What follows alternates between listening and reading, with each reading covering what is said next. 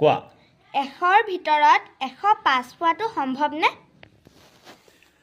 গণিতৰ দৃষ্টিৰে যদি তুমি চোৱা 100ৰ ভিতৰত 105 পোৱাটো সম্ভৱ নহয় কিন্তু এই অসম্ভৱটো এবাৰ অসম মুলুকৰে এজন ব্যক্তিয়ে সম্ভৱ কৰিছিল তেওঁৰ নাম আছিল ডক্টৰ বাণীকান্ত কাকতি তেওঁ এবাৰ পৰীক্ষাত ইমান সুন্দৰকৈ লিখিছিল যে পৰীক্ষকে নম্বৰ দি যাওঁতে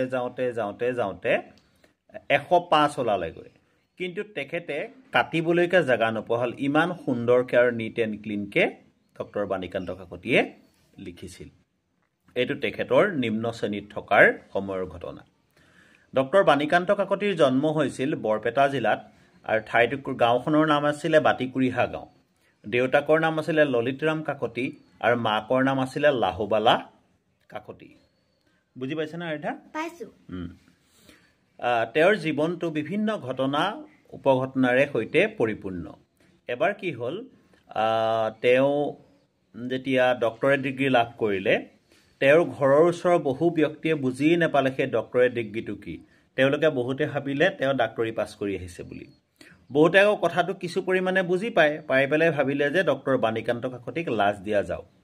গতিকে বাটেৰে কেতিয়াবা অসুস্থ মানুহ যদি যায় তেতিয়াহ'লে তেওঁলোকে বুদ্ধি কৰি ডক্টৰ বাণীকান্ত কাকতিৰ ওচৰলৈ পঠাই দিয়ে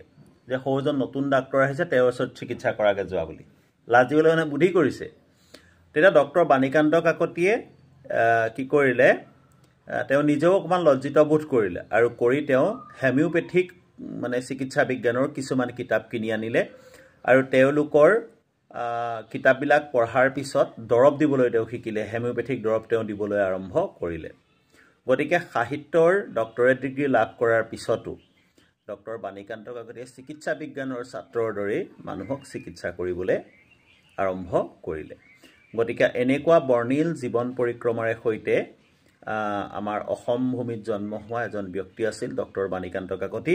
আমি তেখেতক লৈ গৌৰৱ কৰিব পাৰো ঠিক আছে ৰাইধা ঠিক আছে বুজি পালা পালো গতিকে 100ৰ ভিতৰত 105 নম্বৰ পাবলৈ সক্ষম হোৱা অসমীয়া ব্যক্তিজন কোন আছিল ডক্টৰ বাণীকান্ত কাকতি ঠিক আছে